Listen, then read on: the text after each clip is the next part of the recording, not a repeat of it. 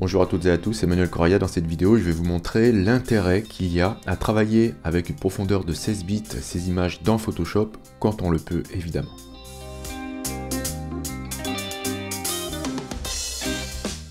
Bien, je viens d'ouvrir cette image dans Camera Raw. On va dire que j'ai préparé ce que je souhaitais au niveau des corrections. Mais avant ça, on va regarder quelque chose de très important à ce niveau-là, ici en bas.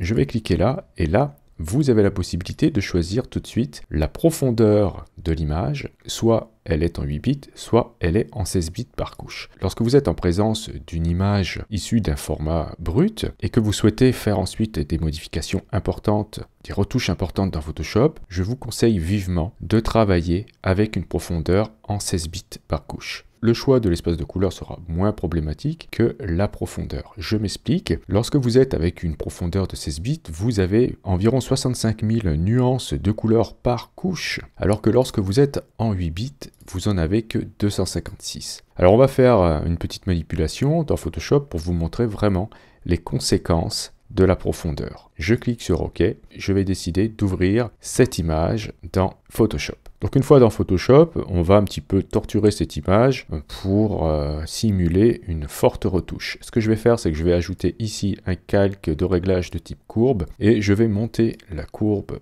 du noir ici à peu près au centre et je vais descendre la courbe des tons clairs à peu près ici et je vais placer ensuite, allez on va dire, un calque de type noir et blanc pour passer l'image en noir et blanc. Ok, donc ici j'ai une image qui a été fortement désaturée et je l'ai passée en noir et blanc. On va ensuite essayer de récupérer le contraste de l'image sur cette image qui est en 16 bits et on fera la même chose sur une image qui est en 8 bits. Alors ce que je vais faire, c'est que je vais dupliquer l'image ici, je vais faire image dupliquer, ok, peu importe le nom, et ici je vais aller dans le menu image à nouveau et je vais choisir mode et je vais me mettre ici en 8 bits. Donc j'ai ici une image en 8 et ici une image en 16. Alors ce que je vais faire maintenant, c'est que je vais carrément écraser tous les calques. Je vais faire majuscule CTRL E sur PC ou majuscule commande E sur Mac pour aplatir l'image. Donc ici sur celle en 8 bits. Et je vais faire la même chose sur celle en 16 bits. Très bien. On va maintenant, allez, on va faire, pour que ce soit vraiment très simple, on va faire un réglage automatique. Je vais aller dans le menu image. Et je vais choisir ici contraste automatique. Voilà, donc Photoshop me crée automatiquement un rééquilibrage des contrastes. Et je vais faire la même chose, voilà, dans l'image en 8 bits. Hop, contraste automatique, voilà. Alors tout de suite, on peut tout de suite voir la dégradation très visible sur l'image en 8 bits. Tandis que sur l'image en 16 bits, on n'a pas du tout le même résultat. Alors on va quand même vérifier à l'échelle 100%. Je vais ici afficher, voilà, dans le menu fenêtre et organiser les deux vignettes côte à côte. Et je vais, hop, demander de zoomer dans les deux fenêtres en même temps. On va les regarder au même endroit.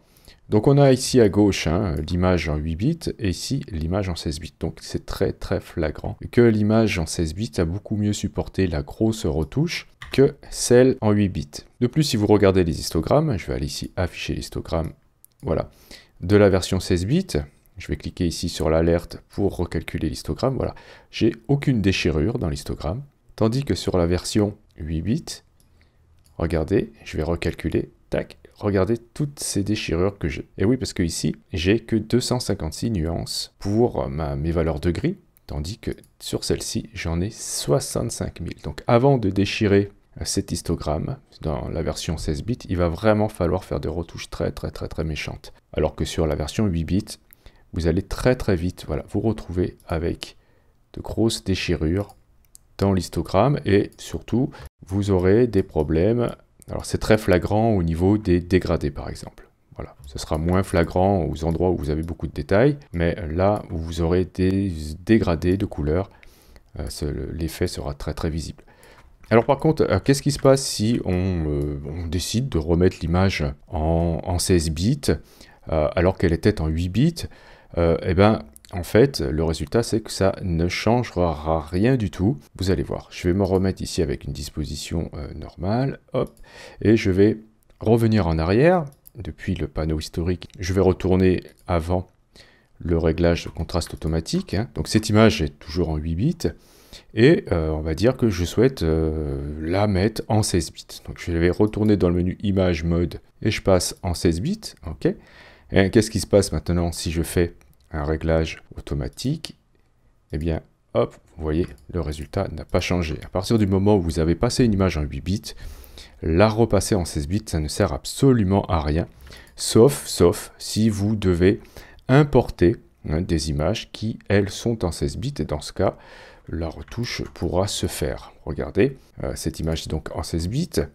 Si je fais la même chose sur celle-ci, je vais revenir en arrière. Okay. Je vais la faire glisser dans l'image qui est maintenant en 16 bits, qui était en 8 bits auparavant. Si je fais à ce calque ici un contraste automatique, vous allez voir que là c'est nickel puisque l'image était en 16 bits. En revanche, voilà, celle qui était avant 8 bits que je repassais en 16 bits, c'est trop tard pour elle.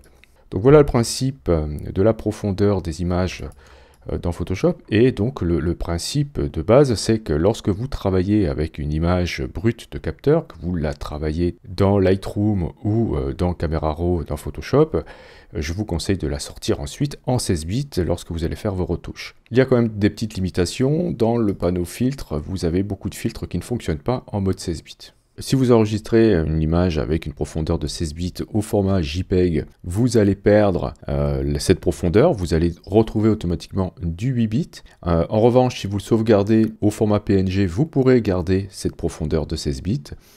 Et vous pourrez aussi garder cette profondeur avec le format TIFF. Bien sûr, si vous sauvegardez au format Photoshop, le PSD, vous garderez aussi cette profondeur. Je vous remercie d'avoir suivi cette vidéo. Si vous avez des questions, n'hésitez pas à le faire dans les commentaires.